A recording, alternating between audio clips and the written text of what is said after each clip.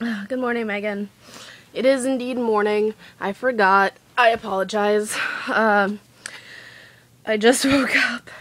I actually woke up like maybe 20 minutes ago, but it takes me a while to wake up after I wake up. I'm in my emo poet sweater and my hair's...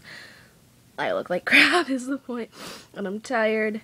And I lost my thermos and I'm mad because now I can't have tea. Because I only drink tea out of my thermos. It was dark blue and it said Dunbros, and I left it at Jamba Juice. I left my thermos at Jamba Juice. I'm so upset. Now I have to wait till I get to school to have tea so I can get like a disposable cup. And I'm upset.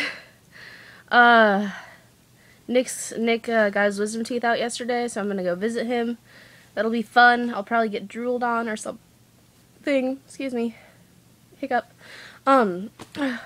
Anyway, getting back on track.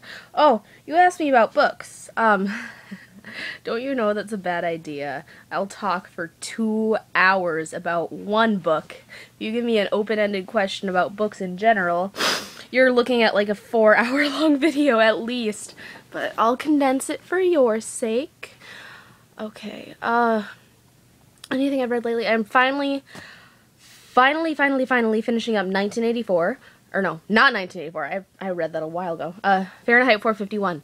I started it, like, over the summer, and then I had to put it on hold for AP Comp, and I also had to put Reading the OED, which is about a guy who read the Oxford English Dictionary, the whole thing, over the course of a year, to put that on hold, and I just finished that. That was good. If you like fun words, Reading the OED is, the O-E...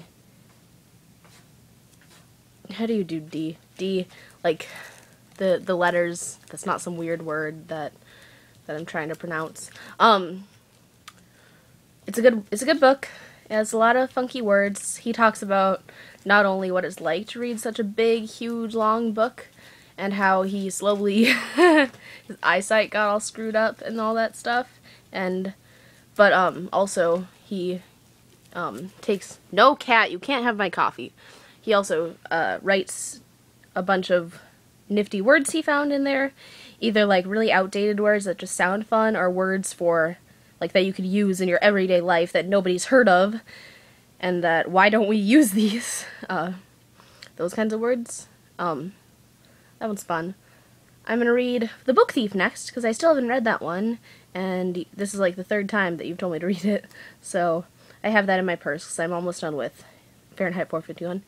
Which is pretty good. It's not as good as 1984, I'm going to be honest with you. I loved 1984, but this one's pretty good too. The Never-Ending Story. It's a kid's book, but it's so fun. So it's a children's book, but it's not like a Susie went to the store for apples sort of book. It's like a fantasy book, and I'm not normally a fantasy person, but it was just, it's so good.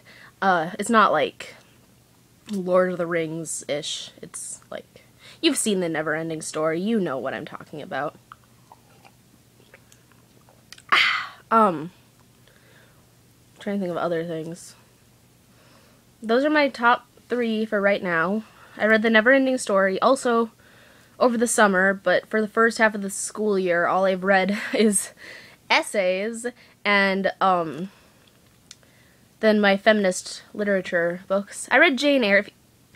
You've read Jane Eyre, right, Megan? Megan, if you tell me you haven't read Jane Eyre, I'm going to be severely disappointed in you, because you're the other book person. When I talk about books, I'm like... When I talk about you, Megan, I say, oh yeah, she's the only person I know who probably reads more than me and probably loves books even more than I do. And, so if you haven't read Jane Eyre, I'm going to lose faith in everything. That one's good. Pride and Prejudice... I'm sorry, that was just a little dry the second time around. The first time around it was interesting, but the second time around, it might be because I listened on audiobook, but it was just like, okay, this is boring, especially compared to Jane Eyre. And then The Awakening was, it was okay. It took a while to pick up, honestly, and it was, the way it was written, it just wasn't particularly nicely written. I mean, it was okay. It wasn't bad. It was just like, you know, she didn't have like a particular flair with words or wasn't particularly good at, using particularly a lot, she wasn't, like, extraordinarily good at, like, painting the picture for you. It was just like, so this thing happened, and this person felt this way. It was, I liked it, and it was a quick read. It's not a long book, so maybe you might want to look into that. The Awakening by Kate is either Chopin or Chopin, Chopin, like the composer. Yeah. Those are books I've read lately. On my to-read list, you can go on my Goodreads and probably see that.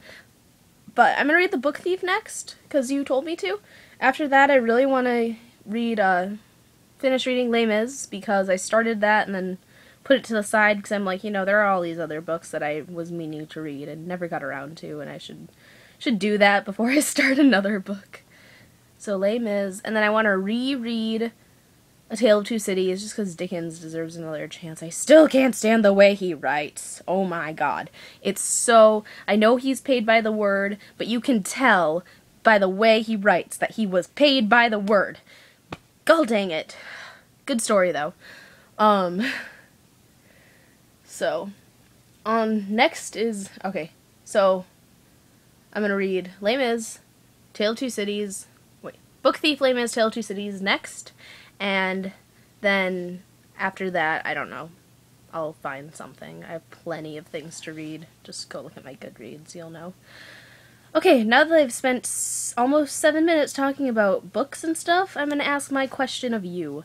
I have gotten really into Rent lately, and there are some songs that you just hear it, and like the very beginning makes you cry so hard. Like the reprise of I'll Cover You after Angel, spoiler alert, after Angel dies, and me and my friend watched it, and we were just sobbing into like pillows, and then the beginning of Your Eyes, like, I can just hear the start of that song, and I'm like, oh no, because it's so sad.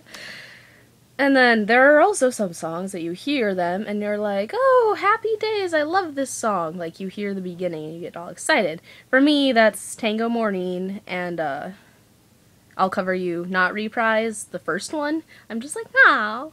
And so my question for you is, what song, what show tunes, not just from Rent, from anything, instantly make you cry or instantly make you smile? Alright, I'm gonna go get dressed, brush my hair hopefully, finish my coffee definitely, and I hope you have a nice day. Bye!